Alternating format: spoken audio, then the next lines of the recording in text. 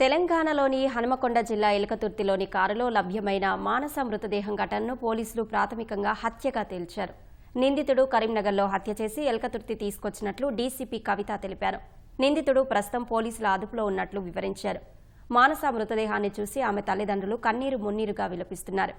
హత్యకు గల కారణాలపై నిందితుడిని ప్రశ్నిస్తున్నట్లు పోలీసులు వెల్లడించారు. కార్ ఎవరు తీసుకెళ్లారు ఏంటి అనే కోణంలో దర్యాప్తు చేసి తీసుకెళ్లిన వ్యక్తిని కూడా ఐడెంటిఫై చేయడం జరిగింది. ఈ అమ్మాయిని కరీంనగర్ తీసుకెళ్లి అక్కడ ఇతను చంపేసి అక్యూజ్డ్ తీసుకొచ్చి ఇక్కడ కారులో డిస్పోజ్ చేయడానికి ప్రయత్నంలో ఇక్కడికి వచ్చి కారులో డెడ్ బాడీని డిక్కీలో చుట్టేసి ఇక్కడ పార్క్ చేసి ఎట్లా డిస్పోజ్ చేయాలా అనే ప్రయత్నంలో ఉన్నట్టు మనకి ఇప్పటివరకు తెలిసినటువంటి ఇన్వెస్టిగేషన్లో మన ఇన్స్పెక్టర్ అండ్ టీం వాళ్ళు ఐడెంటిఫై చేశారు. అక్యూజ్డ్ కూడా మన కస్టడీలో ఉన్నారు. ఇప్పుడు బ్లూ స్టీమ్ వాళ్ళు సీన్ విజిట్ చేసి ఇక్కడ అన్ని కూడా ఎవిడెన్స్ అంతా కూడా కలెక్ట్ చేయడం జరుగుతుంది. అక్కడ మనకి ఫింగర్ ప్రింట్స్ ఇవన్నీ కూడా వచ్చినాయి.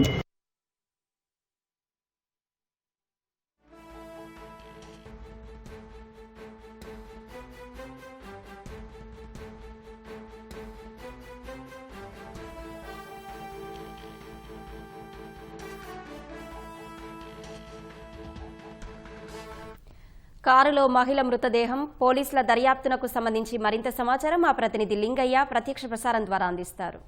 కారు డిక్కీలో మహిళ మృతదేహం వెలుగు చూసిన ఘటన ఇప్పుడు సంచలనంగా మారుతుంది. ప్రస్తుతం కారు డిక్కీలో మృతదేహం మానసికగా గుర్తించిన పోలీసులు ఆమెది హత్యగానే ప్రాథమికంగా నిర్ధారించారు. ప్రస్తుతం పోలీసుల దర్యాప్తు ముమ్మరంగా కొనసాగుతుంది. దీనికి సంబంధించి ఇప్పటికే మానస తల్లిదండ్రులను గోదావరికర నుంచి కూడా అధికారులు పిలిపించారు.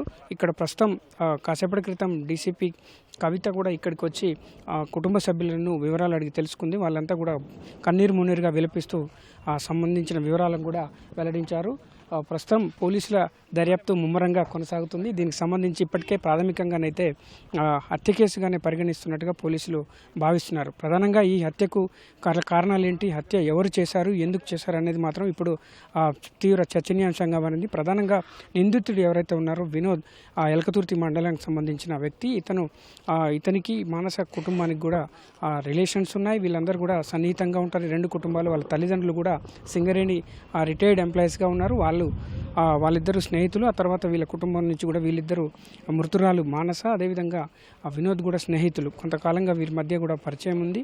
ఆ స్నేహితులుగా ఉన్నారు, క్లాస్మేట్స్. తర్వాత ఆమెకు గతంలోనే వివాహం అయింది. ఆ తర్వాత వివాహం కూడా తను డివోర్స్ తీసుకుంది. ఆ తర్వాత ఇతనితో సన్నిహితంగా ఉన్నట్టుగా కూడా ప్రస్తుతం ఆ కుటుంబ సభ్యులు పోలీసులకైతే సమాచారం ఇచ్చారు. దీంతో పోలీసుల దర్యాప్తు అతి వేగంగానైతే కొనసాగుతుంది. రాత్రి స్థానికంగా ఉన్న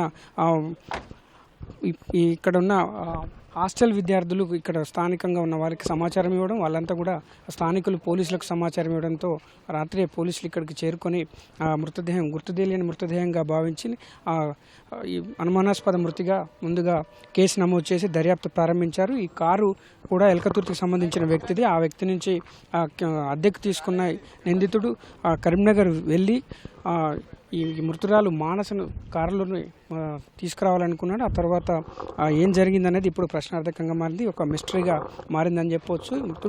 మృతురాలని ఎందుకు హత్య చేయాల్సి వచ్చింది, హత్య చేయాల్సిన కారణాలు ఏంటి అనేది ప్రధానంగా పోలీసులు అయితే ఇంకా పూర్తి నిర్ధారణకు రావాల్సింది. దీనిపై లోతుగా పోలీసులు దర్యాప్తు అయితే కొనసాగిస్తున్నారు. ఇప్పటికే నిందితుడిని కూడా అదుపులోకి తీసుకున్నారు. ప్రధానంగా కుటుంబ సభ్యులతో కూడా ఆ నిందితుడు సన్నిహితంగా ఉండడం, వారి కుటుంబ సభ్యులతో కూడా అరుణాచలం పర్యటనకు వెళ్తున్నాం అని చెప్పి తీసుకొచ్చాడని మనకు ప్రాథమికంగా సమాచారం అందుతుంది. దానికి సంబంధించి కరీంనగర్లోనే ఈ మహిళను చంపేసి అక్కడి నుంచి కారులో తీసుకొచ్చి మృతదేహాన్ని ఖననం చేసేందుకు ప్రయత్నించగా ఇక్కడ దాదాపు 3 రోజులు అంటే ఈ నెల 18వ తారీఖున ఇక్కడికి ఎలకతుర్తి మండల కేంద్రంలోని బస్టాండ్కు దగ్గరలో ఉన్న ఈ ఖాళీ ప్రదేశంలో కారు నుంచి ఖననం చేసేందుకు ప్రయత్నాలు చేస్తున్నట్టుగా కూడా పోలీసులు భావిస్తున్నారు. ఈ సంఘటన స్థలం ఏదైతే ఉందో ఈ కారు నిలిపిన స్థలానికి కొంత దూరంలోనే నిందితుడి ఇల్లు కూడా ఉంది. ఇక్కడే 3 రోజులుగా అతను ఈ కారును ఉంచి కారు డిక్కీలో మహిళ మృతదేహాన్ని ఉంచినట్టుగా కూడా పోలీసులు పూర్తి స్థాయిలో గుర్తించారు. కుటుంబ సభ్యుల నుంచి పూర్తి వివరాలు కూడా తీసుకున్నారు.